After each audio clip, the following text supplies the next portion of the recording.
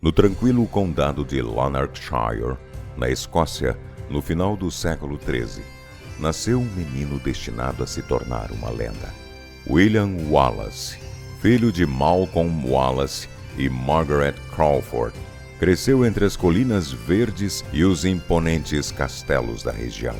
Desde jovem, Wallace mostrou um espírito indomável, avivado pelas histórias de bravura e coragem contadas pelos antigos clãs escoceses. À medida que William Wallace amadurecia, a opressão inglesa sobre a Escócia aumentava. A intervenção da coroa inglesa nos assuntos da corte escocesa teve origem na morte do rei Alexandre III da Escócia. Durante seu reinado, Alexandre III havia governado bem e trouxe um período de paz para a Escócia, mantendo os ingleses como parceiros comerciais e assinando o Tratado de Perth em 1266, que encerrou as disputas territoriais entre a Noruega e a Escócia. No entanto, a morte prematura de Alexandre III em 1286 causou uma crise sucessória na Escócia. Ele faleceu aos 44 anos de idade após cair de seu cavalo durante uma viagem noturna. Sua morte foi um evento catastrófico para o reino, uma vez que sua única herdeira direta era sua neta, conhecida como Margarida, donzela da Noruega.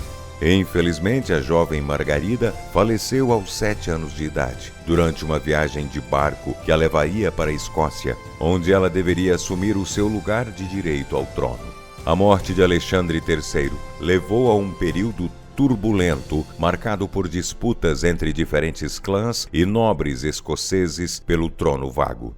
Na intenção de evitar uma terrível guerra civil, os nobres escoceses pediram a intervenção do rei Eduardo I da Inglaterra, na esperança que o monarca inglês ajudasse a consolidar um herdeiro legítimo no trono. Para Eduardo I, essa era a oportunidade perfeita para deslocar tropas inglesas para a Escócia e iniciar uma invasão militar.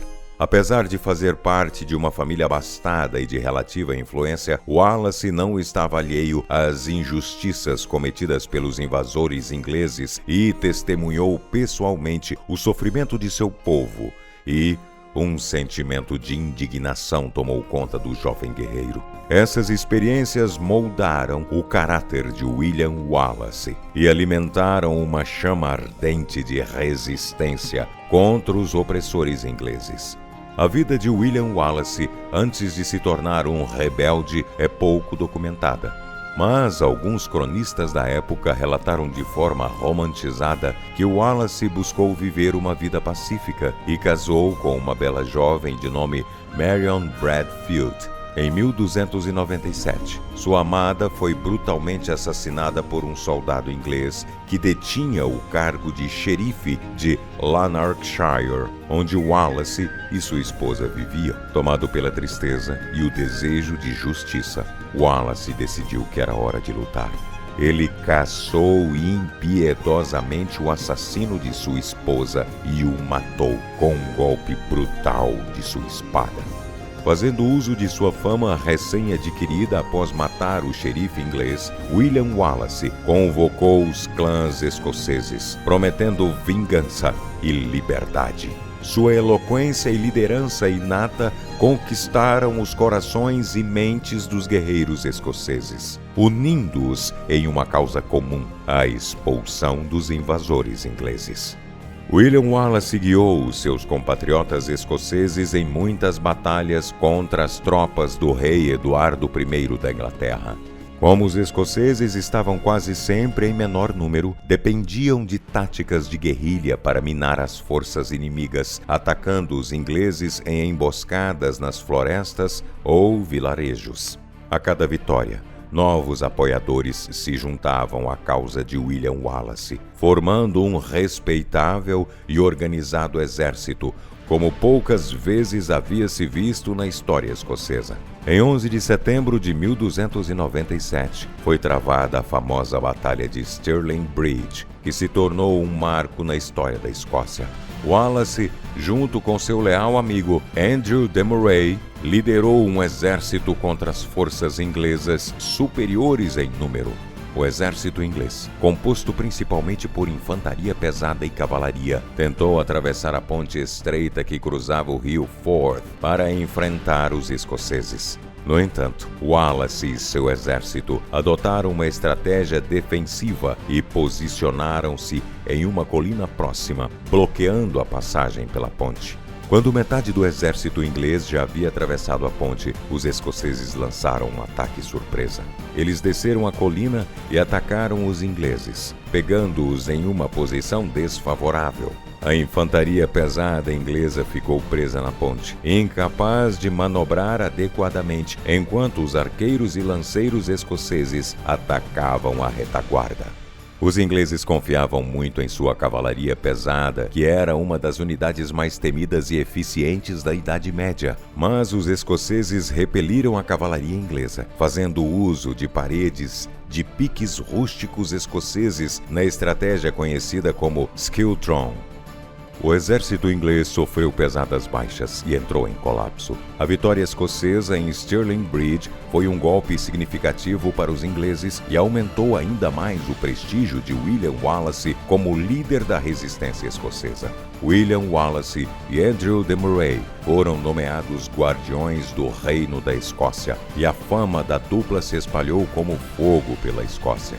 Contudo, Andrew de Murray acabou falecendo pouco tempo depois, ainda em 1297, deixando para Wallace toda a glória da vitória. No entanto, a traição e a intriga já se infiltravam nas fileiras escocesas, minando a unidade conquistada com tanto esforço. A oportunidade que os traidores escoceses aguardavam para agir contra Wallace surgiu em 1298, quando o rei Eduardo I comandou uma nova invasão contra os escoceses, um evento que resultou na fatídica Batalha de Falkirk.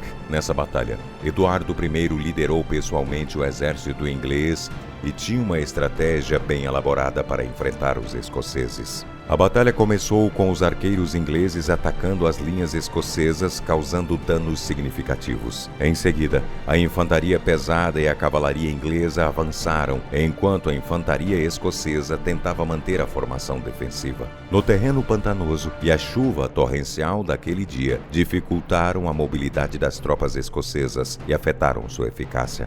Além disso, o exército inglês utilizou táticas de cavalaria e arquearia combinadas, sobrepujando as defesas escocesas. Apesar dos esforços heróicos de Wallace e seus homens, as forças escocesas foram incapazes de resistir ao avanço inglês. O exército escocês sofreu pesadas baixas e acabou se retirando do campo de batalha. A derrota na Batalha de Falkirk foi um golpe significativo para a causa escocesa. William Wallace conseguiu sobreviver à luta e escapar dos ingleses, mas sua reputação militar foi severamente abalada.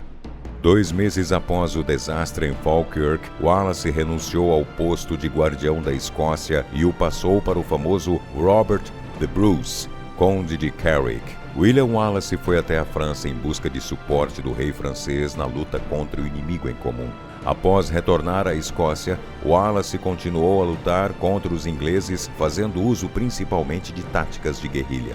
Em 1305, Wallace foi traído por um de seus cavaleiros escoceses, que na verdade era leal ao rei Eduardo I da Inglaterra. William Wallace foi capturado pelas forças inglesas, acusado de traição e levado a Londres para ser julgado. No tribunal, Wallace foi submetido a um julgamento falso, onde não teve qualquer chance de defesa ou misericórdia, sendo condenado à morte. Mesmo diante da tortura e da perspectiva iminente da execução, William Wallace permaneceu altivo e orgulhoso, recusando-se a jurar fidelidade ao rei inglês. Em 23 de agosto de 1305, ele enfrentou a morte com dignidade, sabendo que seu sacrifício se tornaria um farol para as gerações futuras. Embora William Wallace tenha sido executado, sua morte não apagou sua chama indomável. Sua figura heróica foi imortalizada em baladas, poemas e lendas, transmitidas de geração após geração.